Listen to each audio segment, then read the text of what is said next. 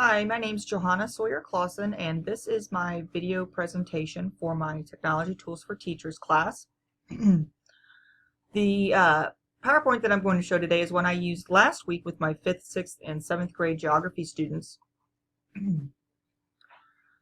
They seem to really like having the visual representation of the information that's going to be described, so I'll go ahead and get started here.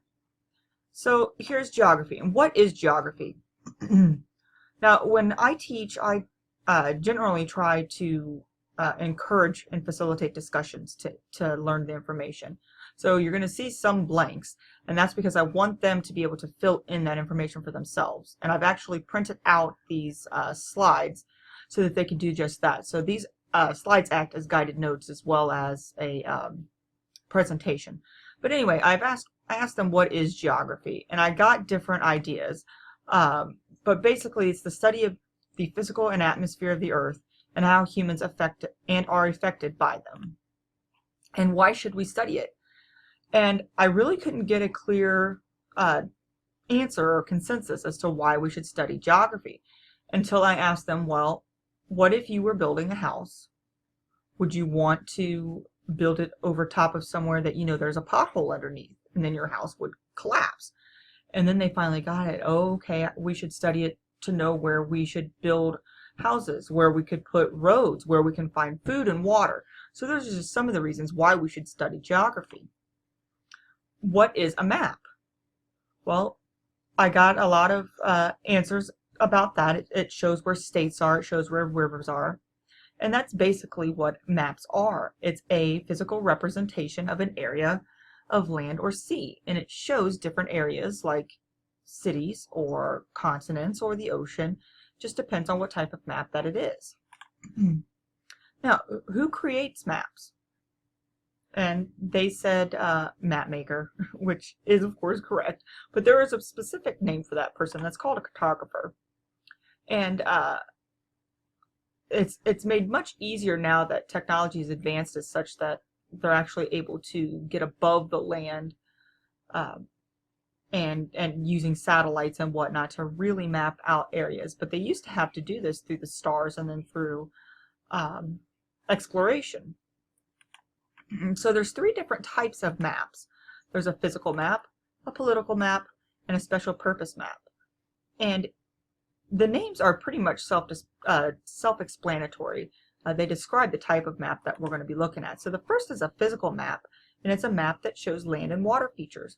It shows areas that are physically present on Earth. And what I mean by that is, although this says the United States and Canada and Mexico, these lines here that have divided the territories are human-made.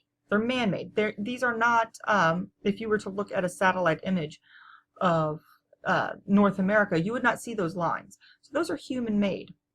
So a physical map shows things that are physically on the Earth. So that would be the Appalachian Mountains, not the word, but the actual mountains themselves, the Rocky Mountains, the Great Basin, the Great Plains. All these areas, you're going to be able to see those on a physical map. A political map shows the names and borders of countries. So this is how humans have divided up Earth and its various places. So here we've got Canada in olive green. The U.S. is in this kind of an orangish brown color. Mexico, and then these different Central American countries. So this is how humans have divided up the world, and that's what a political map would show. So you've got a physical map, a political map. This last one is a special purpose map, and a special purpose map shows exactly what the name implies. It's a map that shows something for a special purpose. It shows themes or patterns such as climate, natural resources, or population. In this particular map, it shows snowfall. So you can see here using the key that the areas in brown are going to have 0 snowfall, and that's the farther south they get and the closer to the equator, the less likely there is a chance for snow. Up here, however, along the northern areas, there is more snow, and in particularly these areas with higher elevation, which is a great way to look back at the physical map and compare and contrast the two, is that at the higher the elevation, the more snow they get. And I asked my students what other kind of maps, special purpose maps, might they be.